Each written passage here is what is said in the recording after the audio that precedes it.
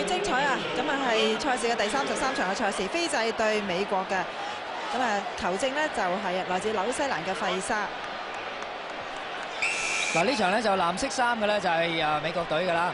咁啊將會咧就喺左邊接波嘅咧就係白色衫嘅斐濟。斐濟接得好穩啊！避開咗幾個，等人交啦，冇錯，話交得好深。好有時好多時間可以再組織嗰一條嘅進攻線啊！去到左邊，冇位走啦，翻轉頭 ，miss pass 一個長嘅傳波 ，show 個波，哎呀，想一個後手啊，但係點知交咗落地下，咁啊美國隊咧就執翻起，都冇乜着數啊，俾人推翻出界。俾阿大隻佬咧就係阿3號嘅和道。嗱兩隊咧過往交鋒過12次嘅，咁啊斐濟咧贏咗10次，美國咧就贏2次嘅啫。咁但係咧因為上一仗咧美國咧就係打咗入去呢個決賽㗎，咁所以咧令人對佢咧係刮目相看啊！睇下呢一場會唔會亦都有好表現？冇錯，睇下當打嘅美國隊咧就係對住斐濟隊咧有冇啲咩 fit 啊！哇，好靚啊！呢個快手咧交翻俾深少少上嚟嘅球員啦。呢個有啲唔為意啦。一輪呢就少少亂嘅關係咧，就要再組織過啦，冇錯啦，係啦，等一等，嗱等一等咧，嗱美國隊好醒目啊，即刻壓上去冚一冚佢，因為咧你唔係 ruck 咧就 open play 啊，冇呢個越位線嘅，即刻冚上嚟，咁啊佢冇乜位交啊，夾硬要 set， 轉咗幾個好靚喺後邊嘅 tackle， 哇好輕鬆喎，見到斐濟隊做咗個突破，過唔過到？過到啊！嗱崩到幾下。前面冇人啊，又係佢啊！嗱，以我所記得咧，有幾場啊，都係9號嘅高連尼沙咧，就為呢個斐濟隊咧就開齋嘅喎。咁啊，個人職業生涯第29次嘅達陣啦。睇翻慢鏡頭，嗱咧左左右右咧交波出嚟之後咧，嗱佢線態咧都其實呢個線態可能佢唔覺意咁呃咗對方㗎。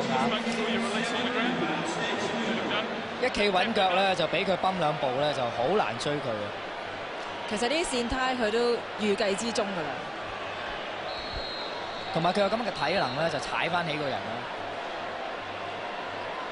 咁啊入完波咧，就翻嚟開呢個中線波。高連尼沙。咁啊暫時咧，斐濟隊咧就以7-0咧領先美國隊。美國隊接呢球波咧好穩陣啊，但係冇咩人幫佢喎，仲搶埋添。美國隊算係一個成功咧，阻截咗一個防守，阻截咗對方一個嘅進攻㗎。擺脫到，係啊，擺脫到啦，顧得左手顧唔到右手，向前跌咗波。斐濟隊咧就轉方向拖慢嚟打啦。美國隊係數啱人嘅嚇，冇乜着數。內線出翻嚟一個快馬，俾人圍住咗，左手交唔到個右手。中場咧就有呢個空位㗎，佢自己就唔去啦，commit咗對方一下咧就即刻交個出去俾左邊，冇乜着數啊！即刻 set， 胯下傳球又轉翻嚟，呢隻隊打得好定，啊呢個噴出好成功啊！第2下前面有2個人都冇乜所謂啦，因為都係得幾碼，你捉佢唔住㗎啦。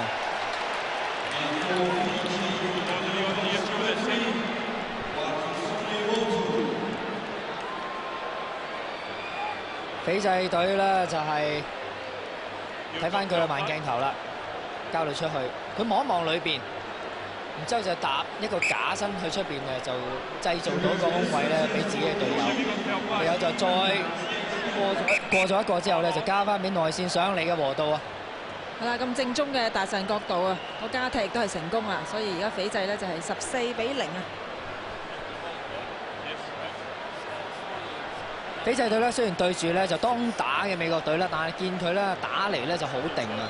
咁啊佢戰術咧打得好穩陣啊，左邊攻上去，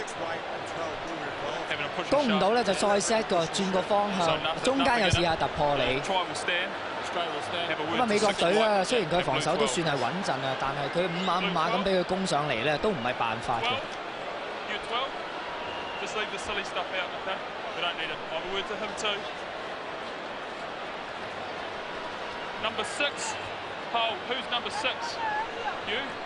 乜球證咧就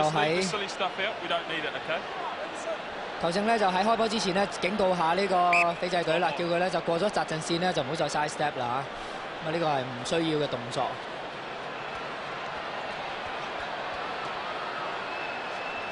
你覺得攞翻落嚟之後咧，即刻 set 個 rub 就飛咗出去左手邊啦。斐濟隊嘅球員咧冚上嚟好快啊！即刻咧立刻就包圍住晒咧就美國隊嘅球員。咁啊相信咧就仲贏埋個波添。出咗嚟之後咧就3打2，交到俾出邊啊！指住個球旗走，似乎係追得到喎，好靚一個快手。有冇向前跌波？冇事啊，其實係執得翻嘅。哇！咁大隻咧嘅1號嘅拿巴咧都可以 step 㗎。真係問你怕未啊？佢咁嘅身形咧，你都估唔到佢會整個假動作俾你啊！睇翻慢動作，高拋球走去斜線，拉闊咗對方嘅防線，咁啊中間應該多咗咧呢個空位，呢個有少少向前跌波，但係俾佢撈得翻，你睇下幾靚 ，step 翻入嚟，佢個身好重㗎，佢要咁樣 step 翻入嚟咧，佢隻腳咧真係好好力嘅，先做到檔。加踢入埋，咁啊斐濟隊咧就暫時無風無浪底下咧就領先21比0啊！咁啊斐濟隊咧曾經喺呢個對住泰國嘅時候咧係大比數啊82比7啊，相信呢一個比數咧都係賽事到目前為止最大嘅比數贏波啦。咁啊對住葡萄牙都贏45比7嘅。可惜啊美國隊咧喺爭波嘅時候咧就向前跌波。啱啱鏡頭咧就睇到咧有啲不必要嘅動作啦，球員之間。咁啊其實好不智啊！如果再過火少少，球證吹埋咧，咁就好蝕底啦，好無謂啦！呢啲咁嘅失誤就。斐濟隊嘅鬥牛，完全頂得住啊！撲球勾個波出嚟，亦都勾得好靚，交到出嚟右手邊，交叉走位。去唔到，永遠咧都有1兩隻咧喺深啲嘅位置咧等緊再組織，衝上嚟咧就撕破咗對方嘅防線啊！又俾美國隊撈到啊！但係出邊啊仲有1位啊，就係3號咧就係和道啊！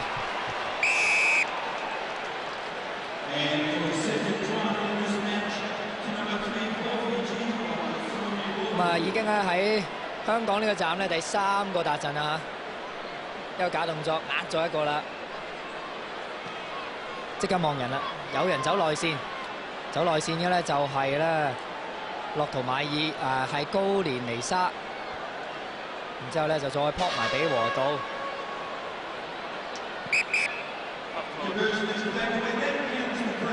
咪入埋啦呢個加踢咧就係暫時上半場嘅時間都完埋啦，咁啊暫時咧斐濟隊咧就以26比0咧領先美國隊嘅。